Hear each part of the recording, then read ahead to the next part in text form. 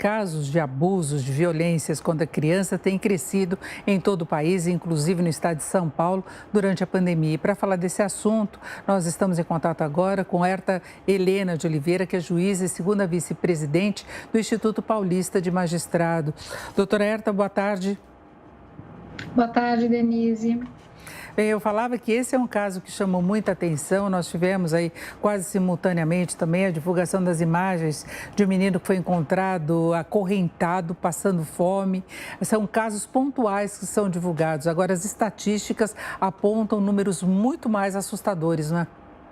Os números são realmente assustadores, né? A gente vê quando tem um caso desse que tem uma grande repercussão, as pessoas ficam todas aterrorizadas, né? Acham que é um caso completamente isolado. E, infelizmente, não é um caso completamente isolado, né? Os casos que envolvem torturas contra crianças e adolescentes somam em torno de 2.000 e poucos por ano. Então, por aí dá para a gente ter uma ideia da dimensão do problema. E muitos Isso desses... para não falar quando resulta em morte, né? Que foi o caso, infelizmente, do Henry. Exatamente, porque tem vários casos também que levam à morte de crianças e adolescentes, né? São situações de tortura, de violência, de agressão. A pandemia deixou muitas famílias presas em casa. Isso tem levado, inclusive, ao aumento da violência contra a mulher. Mas falando especificamente em relação às crianças, o que pode ser feito? Como é que se pode identificar esse tipo de situação e evitar que se chegue a uma situação pior? Primeiro, é claro, parar com a situação de violência, com esse quadro. Porque a gente vê no caso, por exemplo, do menino Henry Borel, que houve alertas para os familiares, né, que vários tiveram informações de que ele já tinha sofrido violência. A babá relatava isso para a própria mãe, que não tomou providências. Nós tivemos casos anteriores dele, do vereador, em outros relacionamentos, os quais também estão sendo investigados agora, em que a mãe não percebia. Ficou sabendo depois. Então, como é que se identifica e se toma providências jurídicas, inclusive, com relação a isso? Bom, então vamos lá. Primeira coisa que a gente tem que ter em mente é que a segurança das crianças e dos adolescentes é um dever da família, é um dever da comunidade e é um dever do Estado. Então, tanto a família tem a responsabilidade de zelar por essas crianças, pela integridade física, social, pelo bom desenvolvimento, pela integridade psicológica, quanto a comunidade também tem esse dever. E as pessoas, elas têm muito receio, né, de achar que estão interferindo na vida do terceiro. E há uma cultura no Brasil, isso é antigo, é atávico, né, já vem das formações anteriores, da nossa formação social. Há uma cultura no sentido de que os filhos são quase como se fossem propriedade dos pais, né? Então, os pais é que são responsáveis por essas crianças e ninguém pode interferir. Se o pai agride a criança para educar, né? Porque, em tese, ninguém agride gratuitamente, então a ideia é que está agredindo para educar, ninguém teria, assim, legitimidade para interferir nessa relação, e isso não está correto. Qualquer pessoa que tenha ciência que uma criança está sofrendo qualquer tipo de abuso, ela tem o dever de denunciar. E ela não precisa denunciar aparecendo. Tem N formas de fazer denúncia anônima e depois a gente até explica como fazer isso, mas ela tem que tomar alguma providência, né? Essa ideia de que o casal, que é o pai e a mãe da criança, tem um poder ilimitado sobre a criança é algo que tem que ser abolido da nossa cultura, porque isso não é verdadeiro. A criança é um ser que tem direitos, né? E esses direitos têm que ser preservados e os poderes dos pais são limitados. Na medida em que eles começam a fazer algo que traga prejuízo para a criança, tanto a comunidade tem que interferir, como em última instância vai acabar o próprio Poder Judiciário interferindo para resolver essa situação. Mas como é que as pessoas que estão envolvidas nesse relacionamento conseguem perceber que alguma coisa errada está acontecendo? No caso do Henry, pelo que a gente viu pela mídia, pelo que foi noticiado, eu acredito que essas informações que foram divulgadas sejam verdadeiras, ali já estava muito claro, muito evidente que existia agressão física e que várias pessoas tinham ciência, né, dessa agressão. Eu não vou entrar aqui no mérito, por que não denunciou, a babá não levou essa denúncia para alguma outra instância. Isso é tudo matéria que as autoridades que estão envolvidas aí no processo é que vão levantar essas questões, né? Mas, via de regra, é isso que acontece. Os terceiros que têm conhecimento do que está acontecendo, que não são os agressores, eles acabam não interferindo, ou porque tem medo que se eles fizerem alguma coisa, algum tipo de interferência, isso pode acabar redundando em alguma responsabilização para eles, ou porque a própria pessoa é agressiva e ela ameaça, como aparentemente é o que era essa relação que envolveu, né, essa família, ou N motivos, às vezes até porque ela acha que aquilo não é problema dela e ela não tem que interferir, né? Mas isso não é verdade, né? Ela tem o dever de levar a conhecimento qualquer pessoa que tenha informação de que uma criança está sendo vítima de qualquer tipo de violência, ela tem o dever de informar a uma autoridade. Ela não tem que ela pessoalmente interferir na situação, mas ela precisa levar isso ao conhecimento de alguém para que busque alguma solução. Agora vamos pensar na situação dos pais que não percebem que seu filho está sendo vítima de violência. Na verdade, não percebem porque não sabem quais são os sinais que indicam isso, não é? E aí é o caso dos relacionamentos anteriores, onde aparentemente, até onde a gente sabe, a mãe nunca percebeu que o filho estivesse sofrendo algum tipo de violência, né, a filha. Bom, uma criança que está sendo vítima de qualquer tipo de violência, a primeira coisa que ela vai fazer é mudar radicalmente o comportamento dela. Então, se ela é uma criança alegre, extrovertida, brincalhona, ela começa a mudar e começa a ficar introvertida. Ela começa a evitar os contatos sociais, né? Ela vai ficar cada vez mais recolhida.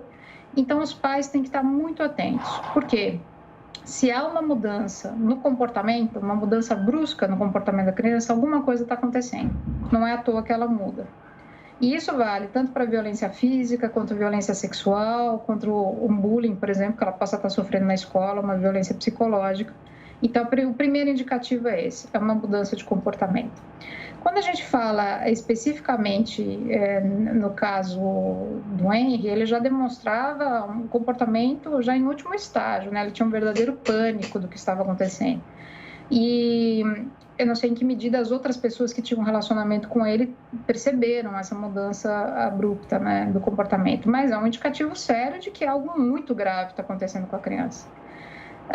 Em relação especificamente à violência sexual, tem alguns indicativos, e a violência sexual, gente, é uma questão que ela é muito delicada, né? Porque normalmente ela envolve justamente familiares, né? Os maiores abusadores são familiares, né?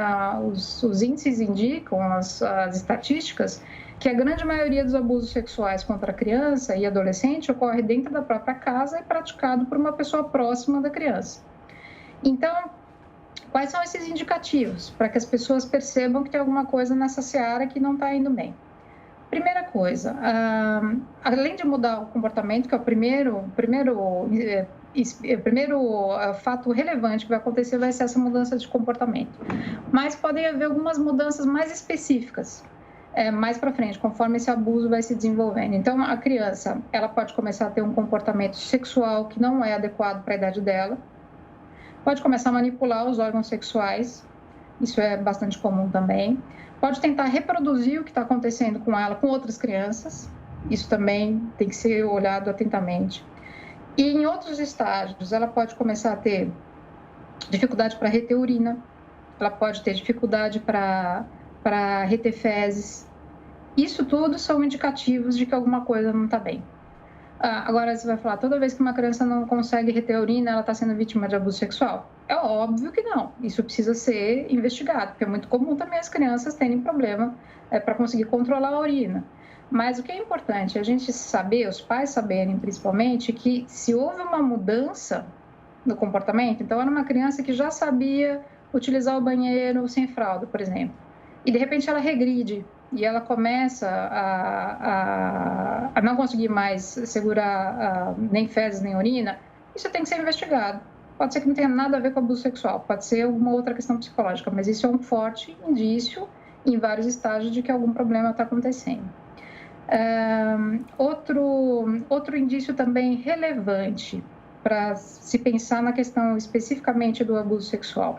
Então, essa manipulação precoce dos órgãos sexuais, a busca por brincadeiras sexuais com outras crianças, né, fora do que seria adequado para a idade dela. Às vezes, ela tem receio da figura masculina, por exemplo, se o abusador é um homem, né, e a grande maioria são os homens, né, estatisticamente também, a quantidade de abuso praticado por mulher é muito menor. Então, ela vai começar a evitar essa figura masculina, ela começa a evitar figuras de autoridade.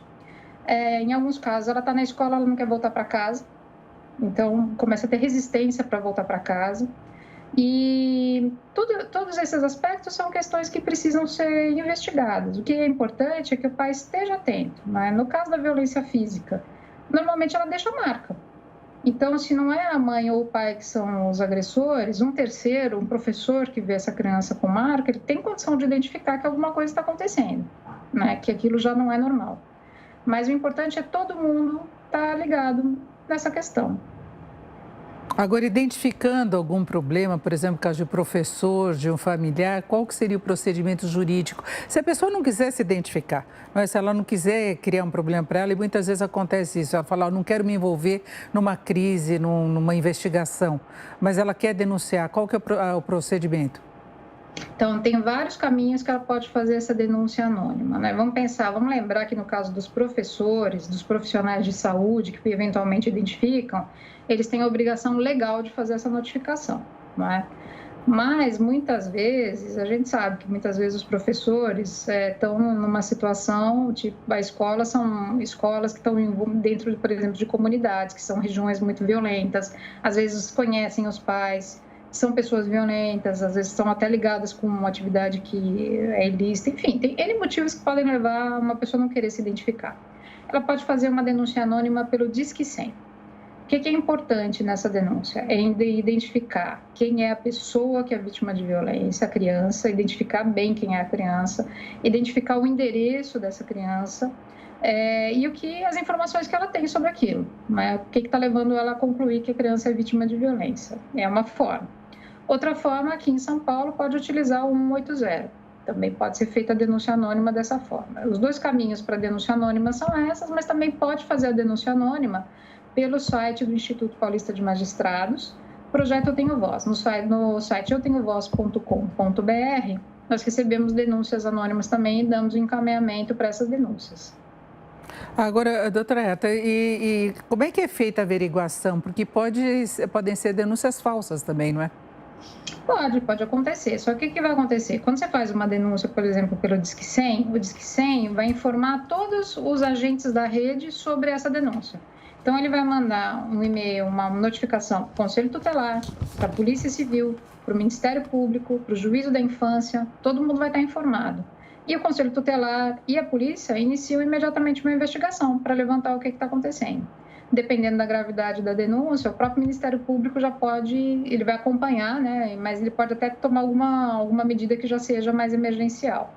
E aí, como é feito isso? O Conselho Tutelar vai fazer uma visita até a casa, né, para poder identificar o que está acontecendo. Evidentemente que ele não deve chegar, né, embora até possa acontecer, às vezes por despreparo, chegar lá e falar, recebi uma denúncia que está acontecendo tal coisa com a criança e vai conversar com os pais, por exemplo, se são os pais que são agressores. Isso vai redundar que depois, quando ele der meia volta e for embora, a criança vai apanhar muito mais do que ela já apanha.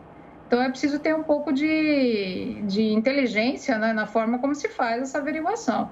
Ele vai se aproximar, falar, olha, talvez alguma coisa foi noticiada de que a criança não está bem, eu quero ver a criança, vamos conversar com a criança, conversar com o pai, ele vai tentar fazer a identificação de qual é essa situação. Do mesmo jeito na escola, por exemplo, se um professor identifica que a criança chegou com marcas de ter sofrido uma agressão física, ele não pode tratar isso como se fosse uma ocorrência escolar, que ele vai lá chamar a mãe e o pai, né? Ele vai conversar com a criança para identificar o que aconteceu e ele notifica ou o Ministério Público ou o Conselho Tutelar. O ideal é que vá direto no Ministério Público, mas ele não pode chamar a mãe e o pai para falar, olha, o que aconteceu com ele que está com um monte de marca de ter apanhado. Porque o que vai acontecer? A criança, quando chegar em casa, vai apanhar. Ela vai ficar uma semana sem aparecer na escola, que também é uma conduta muito comum, né, das famílias que são famílias violentas, com essa dinâmica de agressão. A criança desaparece da escola por um período. Se começar a ter muita persistência do professor, a coordenação chamando, o agressor não tem o menor problema, ele simplesmente troca a criança de escola. Isso também é super comum acontecer. Quando a escola começa a ficar atenta para o que está acontecendo, ele retira a criança da escola e muda de escola. E aí, na verdade, existem alguns mecanismos para se identificar, né? O Estado tem como saber para onde essa criança foi, mas eu não vou levar isso agora, não vou minuciar, porque acho que não compensa a gente tornar pública essa informação. Mas é importante ficar atento para isso, que isso é uma conduta comum também, muda de endereço, se começar, os vizinhos começarem a fazer muita pergunta, eu pergunto, mas por que essa criança chora o tempo todo? E aí o pai começa a se sentir, o pai é o agressor, não é incomum eles mudarem de endereço. Agora, o que a pessoa tem que ter em mente, qualquer um que tenha ciência, né, que saiba de uma criança que está sendo vítima, a violência contra a criança, ela não vai cessar sozinha. Então, é uma ilusão achar que o pai vai parar de bater, se é o pai que está agredindo ou se é a mãe. Porque, vamos deixar uma coisa muito clara. Quando a gente fala de violência física contra a criança e adolescente, as mães são as maiores agressoras. A grande maioria das agressões, que acaba depois redundando em alguma coisa mais grave, ocorre com a mãe. Por quê? Porque a mãe, via de regra, que fica mais tempo com a criança, né? E muitas vezes a agressão, ela ocorre com essa ideia de que ela está educando. E a pessoa não tem noção da gravidade do que ela está infringindo à criança, né? Então, aqui não vai nenhum juízo de valor sobre a responsabilidade ou não. Não estou dizendo que a pessoa não é responsável porque ela acha que ela está educando. Não é isso. Ela sabe o que ela está fazendo, ela sabe que ela está agredindo e que aquilo não está correto. Mas eu digo, a grande maioria das agressões ocorre justamente praticada pela mãe. Mas, enfim, voltando para essa questão. Se ele chamar a mãe numa situação dessa, isso vai escalar o problema. A tendência é que a agressão aumente. Quando a criança chegar em casa, ela vai apanhar, porque a mãe foi chamada para falar sobre a marca que ela tinha no corpo. Então, é muito importante também que os educadores saibam qual o caminho que eles precisam trilhar para lidar com essas questões, né? Perfeito. Agora, doutora Herta, só para fecharmos, eu gostaria que a senhora repetisse os números onde podem ser feitas as denúncias. Sim. Pode ser feita uma denúncia anônima, pode ser feita no Disque 100, 100, no 181 ou 180 aqui em São Paulo. E pode ser feita também pelo site do projeto Eu Tenho Voz. O site é eutenhovoz.com.br. O site recebe as denúncias, encaminha essas denúncias. O Eu Tenho Voz é um projeto específico para combater justamente a violência sexual contra crianças e adolescentes, mas também a violência física ou qualquer outra modalidade de violência. Então, a gente faz o encaminhamento da mesma forma. Perfeito. Ouvimos Herta Helena de Oliveira, que é juíza e segunda vice-presidente do Instituto Paulista de Magistrados. Muito obrigada. Uma boa tarde. Obrigada. Eu que agradeço a oportunidade, Inês. Boa tarde.